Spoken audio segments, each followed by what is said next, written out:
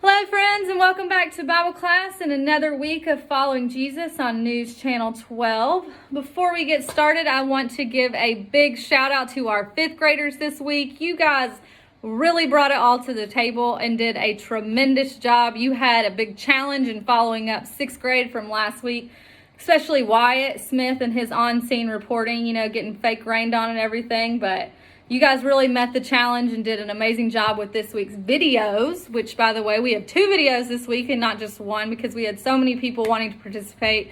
And once again, I just want to say a big thank you to that, you guys. We have really enjoyed putting these videos together. And also a big shout out to my brother Joshua and his wife Sydney. They have been a lot of the masterminds in getting these videos put together and everything. So big shout out to them, and we appreciate you guys willing to participate. We wouldn't be able to do this if it weren't for you guys. So thank you for participating, and it means a lot to us, and we really appreciate it. And next week, 4th grade, it is going to be your turn, so we'll be reaching out to give you guys your assignments and responsibilities for next week's video. So without further ado, let's go ahead and jump into this week's lesson. If you don't already, get your Bibles out and turn over to John chapter 11. Okay, I hope you guys took the time last week to do your homework assignment, which was reading John chapter 11, the entire chapter 1 through 57. And we're not going to read that in today's lesson, like I said in last week's video, because we do have a lot of content to cover this week in our news broadcast. But I do want to point out 3 important things from the story of Lazarus. And the point number 1 is that Jesus did these miracles. He raised Lazarus from the dead. He turned the water to wine. He healed the sick and calmed the seas. Not for himself, but for the glory of God, and so that people would believe and know that he was who he says he was. And it kind of points that out twice, kind of 3 times in John chapter 11. If you read with me in John chapter 11 in verse 4, it taught Jesus had just heard that Lazarus was sick. So he says, when he heard this, Jesus said that this sickness will not end in death. It is for the glory of God, so that God's Son may be glorified through it. And then in verse 41, it says, and Jesus was talking to Martha here, then Jesus said, did I not tell you that if you believe, you will see the glory of God? So they took away the stone, and then Jesus looked up and said, Father, I thank you that you have heard me. I knew that you always hear me. But I said this for the benefit of the people standing here, so that they may believe that you sent me. So Jesus did this miracle, and he did all of his miracles for the glory of God and to prove to people that he was who he said he was. And that's what he's saying in this story with Lazarus right here. He's saying, I'm doing this for you guys so that you can see God's glory and so that I can be glorified and you guys know that I'm the Son of God. And he's saying, when he prayed to God, he said, I know you hear me. You always hear me. I'm doing this for the benefit of everyone here so that they will know that I am your Son. So he did this for the glory of God and for the benefit of us, for us to know that he was who he said he was. Point number 2 is that Jesus has dominion over all things. We learned a little bit about this in last week's lesson when he calmed the sea. We learned that Jesus has dominion over all of nature. Remember, the disciples even thought that was next level to them. That, man, yeah, he could heal the sick and the blind and turn water to wine. But the fact that he could calm the seas, he could change nature, that blew their mind.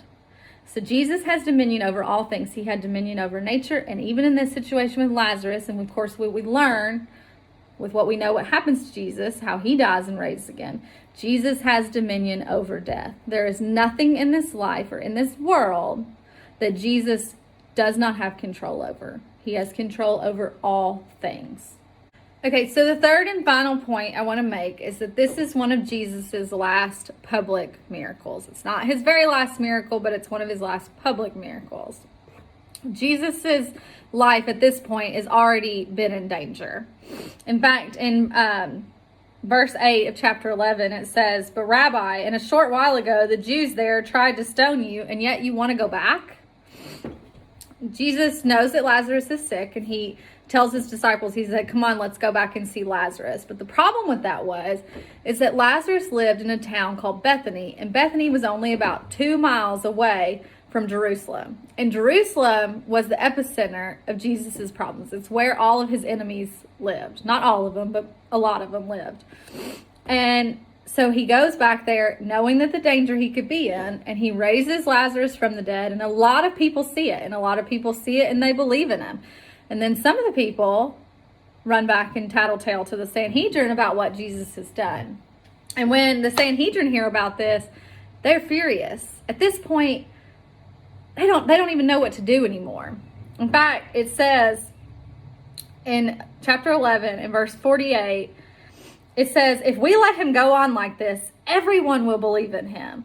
And then the Romans will come in and take away both our temple and our nation. So one, they're worried that Jesus is a threat to their power. And two, Jesus is causing such an uproar that they're worried that the Romans are going to come in and just kill all the Jews and get rid of them because they're causing too much of a problem for the Romans. So the Sanhedrin, they've had enough and they're done with Jesus. So one, they're looking to kill Lazarus because Lazarus walking around alive is living proof of a miracle that Jesus did. And two, they're looking to arrest Jesus. And because of that, Jesus can no longer move about publicly. In verse 54 of chapter 11, it says, therefore, Jesus no longer moved about publicly among the people of Judea. Instead, he withdrew to the region near the wilderness. So Jesus knows that his time is dwindling here on earth and that he's about to have to do something really scary. And that is where we're going to stop because that's where we're going to pick up next week in our lesson. So without further ado, let's catch up with this week's 2 videos of News Channel 12.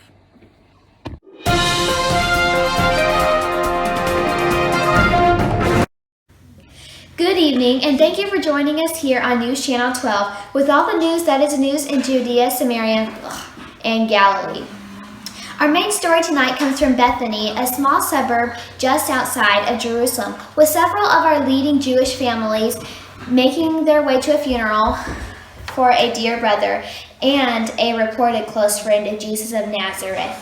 What was originally a house of mourning was turned into a house of praise. Our very own Shelby has the story. J.C. Sampson and Sons Funeral Synagogue in Bethany today.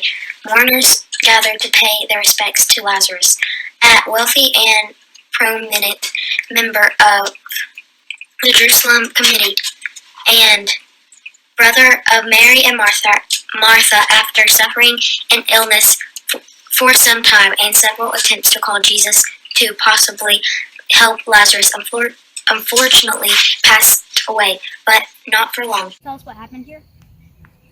Well, I was just coming to get Martha some food because she worked so hard, and when I got there I was expecting everyone to be sad and mourning for Lazarus' loss, but when I got there, Lazarus was standing right in front of me and talking to his family, and I couldn't believe it because I just went to his funeral 4 days ago and now he's right here in front of me. You were there when Lazarus came walking out of this tomb? I was. I thought Mary was going to Lazarus' gravesite to mourn, so I followed her there. But instead, she just went to visit Jesus. Were you surprised to see Jesus arrive? I was. I was thinking, if Jesus is as powerful as everyone says he is, then he would have showed up earlier to heal Lazarus instead of letting him die. Then what happened? Mary took Jesus to the gravesite, and you could tell Jesus was really upset. He started to cry, but then he said a loud prayer to God, almost like he wanted everyone to hear what he was saying. Is that when Jesus had the tomb opened? Yeah, he told the graveyard workers to open it up, and then Mary yelled out, "Wait, by now he's thinking." But the guys went ahead and opened it, and Jesus called out to Lazarus to get up and come out. And he did, just came hopping out, wrapped up like a mummy. Fascinating. Incredible. As if controlling creation wasn't impressive enough. It seems like even life and death is under his control. I'm starting to believe that he really is the resurrection and the life, but I still want to know what our priest and the Sanhedrin think of all of this. Rabbi, what do you think about what happened in Bethany today? No comment. Surely you can't deny that a man was raised from the dead and several witnesses said Jesus did it? No comment. Come on, you have to give us something. Fine. I've heard about this Jesus fellow and all the signs he's performed, but have you seen the guy? He's no man of God like we are. And just off the scroll, I think it'd be better if this Jesus and Lazarus would just disappear. Is that the fish of prophecy? Said no.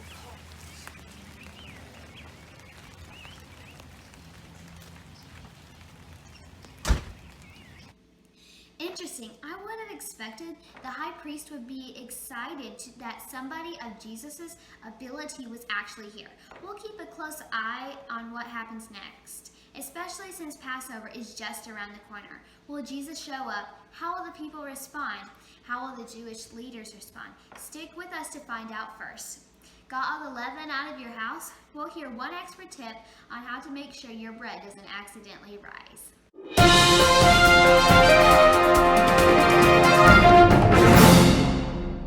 Good evening, and thank you for joining us here on News Channel 12. With all the news that is in Judea, Samaria, in Galilee, our main story tonight comes from Bethany, a suburb just outside of Jerusalem, with several of our leading Jewish families making their way to a funeral for our dear brother and reported close friend of Jesus of Nazareth. What was originally a house of mourning was turned into a house of praise. Our very own Shirley and Bryce has the story. At the J.C. Samson and Sons Funeral Synagogue in Bethany today, mourners gathered to pay their respects to Lazarus, a wealthy and prominent member of the Jerusalem community and brother of Mary and Martha. After suffering an illness for some time and several attempts to call Jesus to possibly help, Lazarus unfortunately passed away, but not for long. Can you tell us what happened today? Yeah, I'm on my way to drop the Matzah Casserole to Matzah. See what charges me.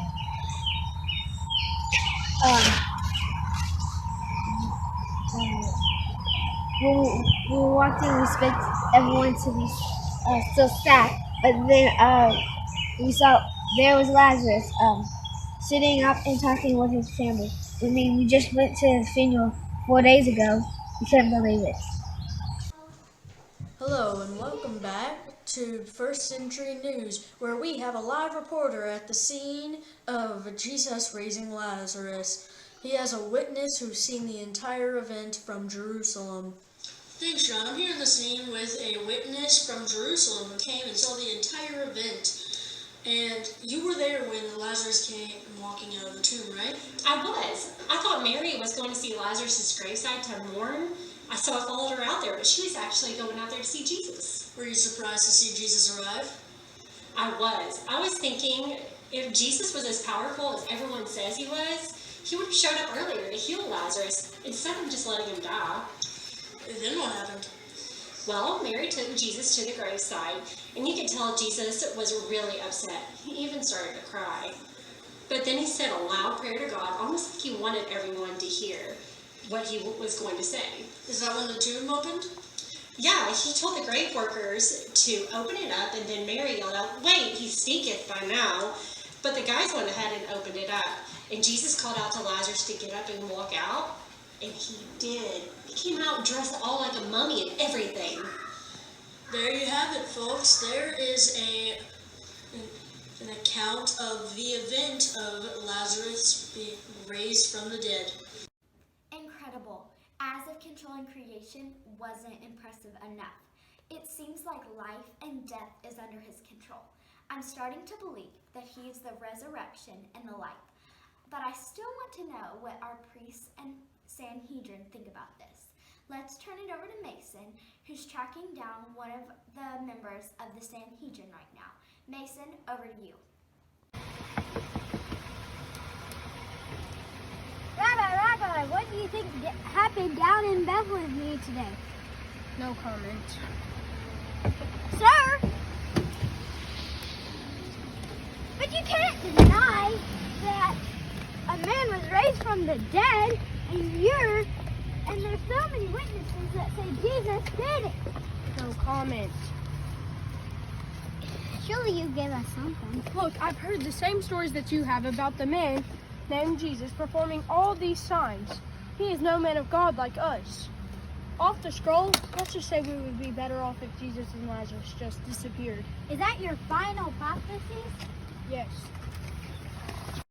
Interesting. I would have expected the high priest to be excited that someone of Jesus' ability was actually here. We'll keep a close eye on what happens next, especially since the Passover is right around the corner. Will Jesus show up? How will the people respond? How will the Jewish leaders respond? Stick with us to find out first when we come back. Got all the leaven out of your house?